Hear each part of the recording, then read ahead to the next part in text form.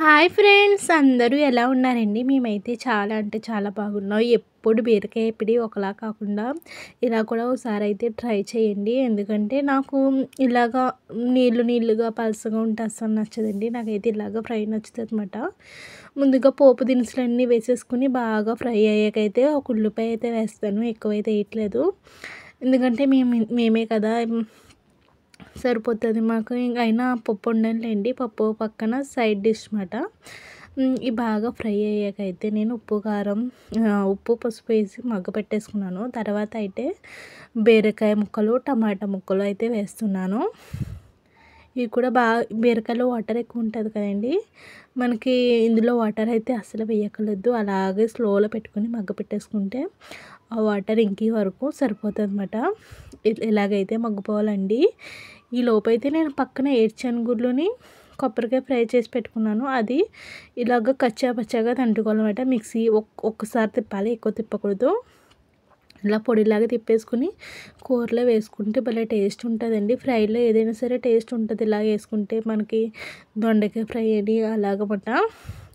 ఈరోజు పొద్దున్న దొండకాయ ఫ్రై కూడా చేస్తాను, అది కూడా చూపిస్తాను. నేను దొండకాయ ఫ్రై అయితే ఎక్కువ కొబ్బరికాయ వేస్తాను, ఎందుకంటే టేస్ట్ అయితే చాలా బాగుంటుంది. లాస్ట్కి అయితే కొత్తిమీర వేసుకుంటే మన బీరకాయ కర్రీ అయితే రెడీ అయిపోతుంది.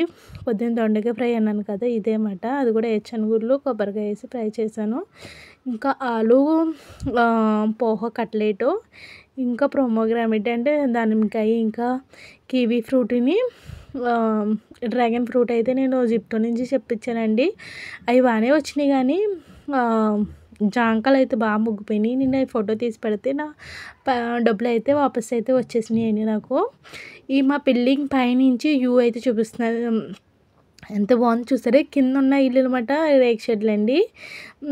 ఇంకా ఎక్కువ బిల్డింగ్లే కనిపిస్తాయి. ఇక్కడ ఏంటంటే ముస్లిం ఏరియాలో వాళ్ళైతే బిల్డర్కి వాళ్ళ రూమ్లు అయితే అప్పగించలేదు. అంటే ఈ రూములు ఎలా కట్టారు, ఈ పద్ధతి ఏంటో నేను ఒక లాంగ్ వీడియో మళ్ళీ చేస్తాను.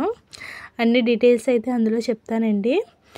ఇక్కడైతే మాత్రం పూజ అయితే చేసుకుంటున్నారన్నమాట. పైన ఎదురుకి ఏదో పూజ అయితే ఉంటుందండి. ఇంకా లాస్ట్గా సందాలు అయితే బయటికి వెళ్తాకే అయితే రెడీ అయ్యాము. బర్త్డే ఫంక్షన్కి అయితే వెళ్తున్నామండి. నా లుక్ అయితే ఇది సింపుల్గా చిన్న ఫ్రాక్ అయితే వేసుకున్నాను. లాస్ట్ టైం దివాళీకి తీసుకున్నాను అనమాట. బాగా టైట్ అయిపోయిందండి, పొట్ట ఎక్కువ వచ్చేస్తుంది. పొట్ట ఎలా తగ్గాలో తెలియట్లేదు. నా వీడియో నచ్చితే లైక్ చేయండి. ఎవరైనా నా వీడియో ఫస్ట్ టైం చూస్తే కనుక ప్లీజ్ సబ్స్క్రైబ్ చేసుకోండి. Like, share and subscribe.